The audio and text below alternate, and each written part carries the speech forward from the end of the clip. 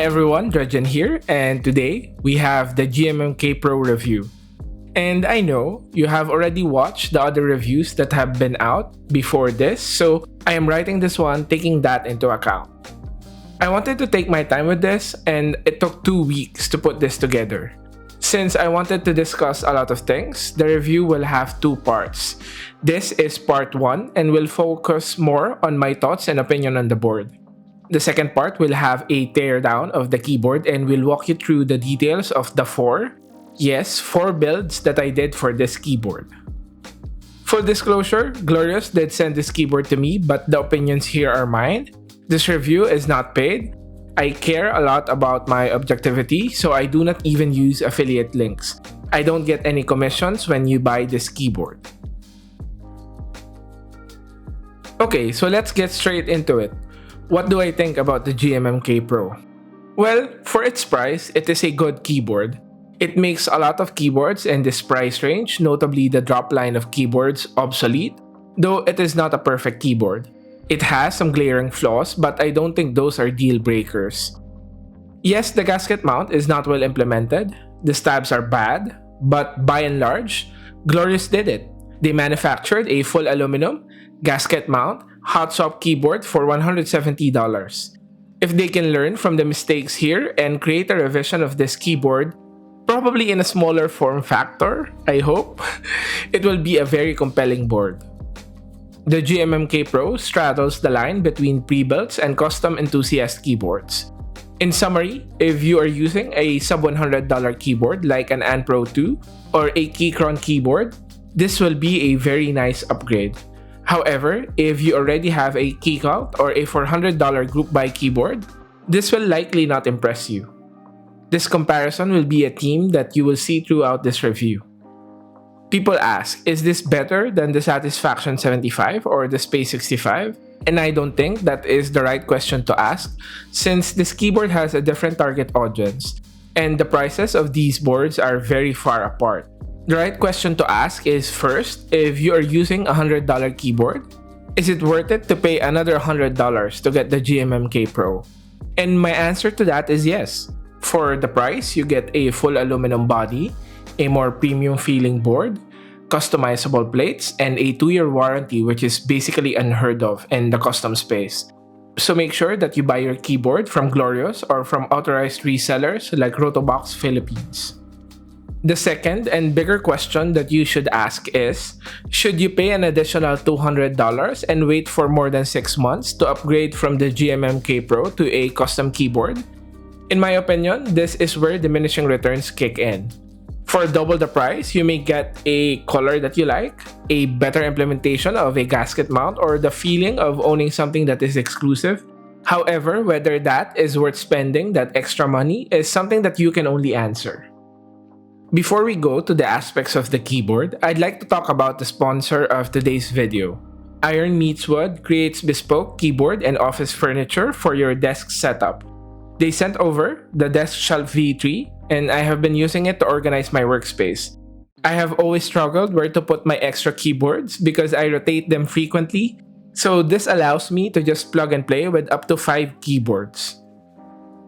You can also have this customized to your own needs. This definitely gets a recommendation in my box. You can check out Iron Meets Wood on the link below. Okay, back to the keyboard. Going to the design and layout, a lot of which is preference. If you are coming from a pre-built keyboard, this will be a very nice upgrade. The full metal case and the great accent RGB will surely entice newcomers. However, if you are from the enthusiast crowd, the design will look quite familiar. There are a couple of things, in my opinion, that hold this keyboard back in terms of design, at least if you compare it with group buy keyboards. First is the absence of more color options. Most group buys have a ton of color options to pick from. Here you only have silver, not white, silver, and black, so I do hope they add more color options in the future. It would be sweet to mix and match case colors. The finish on the case is nice. I'm not an expert on anodization, but I didn't see any glaring issues with the finish.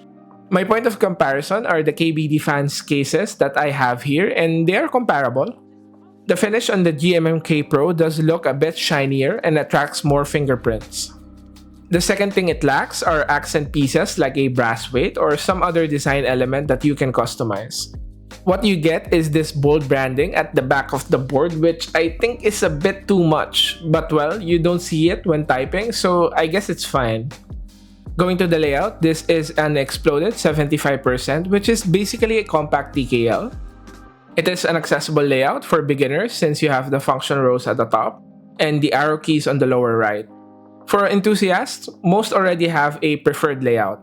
In my opinion, this is a better layout than the squished 75% you see on the KBD75.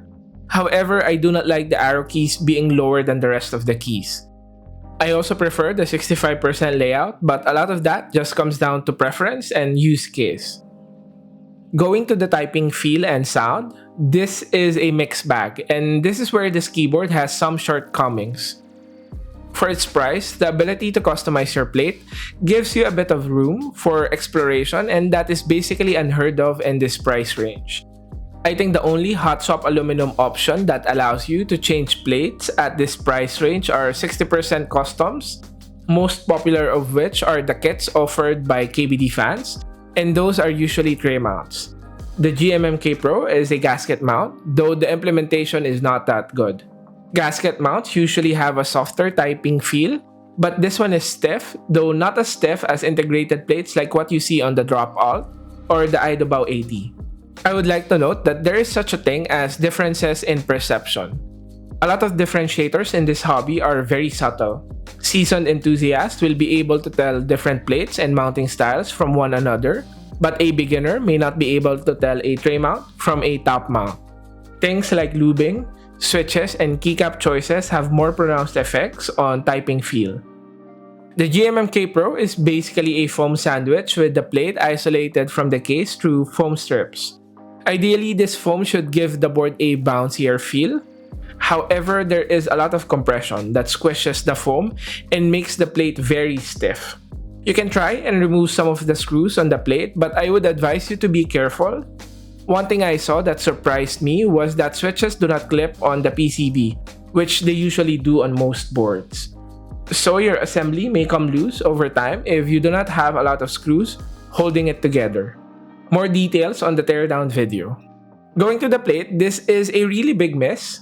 First, the cutouts for the stabs on the plate are small and were meant for plate mount stabs. This is not compatible with Durock V2 stabs, which are my favorite stabs. The metal plates are simply not gonna work. The polycarb plate was able to fit, but it was very tight. The plate measurements are also off a bit, at least on the samples that I've received. As you can see here, the plate has caused the PCB assembly to curve upward, which tells me that the plate is shorter than the PCB. Glorious is already working on it, so you may want to wait for it to be updated.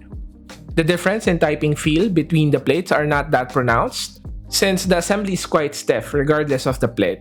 The difference is more obvious on the sound, with the metal plates having a higher pitch versus the polycarbonate. I will personally be using the polycarbonate plate since I prefer lower pitched and muted keyboards. Another issue are the goat stabs. They are not the greatest of all time. It rattles out of the box. You can mod and lube this and they will sound better, but definitely not as good as other aftermarket stabs. For the keyboard sound, I do think it sounds quite nice for its price. Most pre-built keyboards and even some customs can sound hollow. The GMMK Pro is not owning to the two layers of foam that you have in between the case, the PCB, and the plate. However, those foam also silences the board quite a lot, especially if you have a polycarbonate plate. For the sound test, I have prepared 4 builds, and I detail how I went with it on the second video. Basically, build 1 is a budget build with the stock GMMK Pro keyboard out of the box, lubed JWick red switches, and Creative keycaps from Zion Studios PH. This should give you an idea on how the keyboard sounds if you do not plan to mod it. Build 2 is an all-glorious build for those who want to buy everything in one go. This one has lubed Glorious Pandas, the new Glorious PBT keycaps, and I also changed to the brass plate and lubed and modded the goat stabs. Build 3 is a bit of an expensive build with the polycarbonate plate, Durock L7 switches, Durock Stabs V2, and MT3 black on white keycaps. The switches here were lubed and filmed by Zion Studios, so you should be able to replicate this sound if you buy the same parts. What I try to show here is that you can make this keyboard sound good, even if you are not an expert at tuning keyboards like me. The last build is my personal build, and it is more on the expensive side. I use Gateron black inks and enjoy PBT black on white. Here are the sound tests.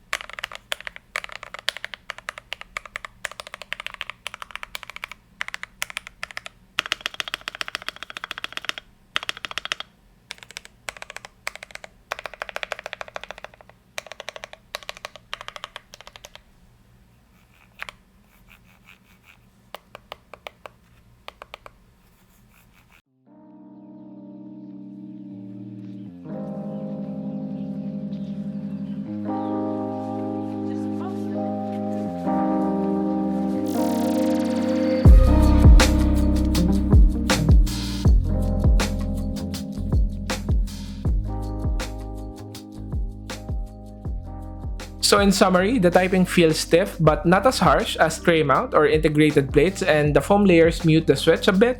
But overall, I am quite happy with how the build turned out.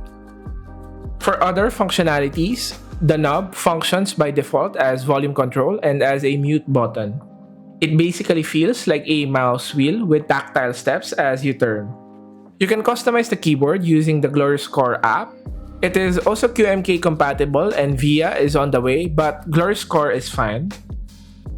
Going to the competition, there is quite a lot of options in the market, but if you are looking for an aluminum hot swap kit for under $200, this is really hard to beat. The dropout is basically outdated at this point, with its 3-pin switches and north-facing PCB. Same with the iDobao 80, which is also an integrated plate.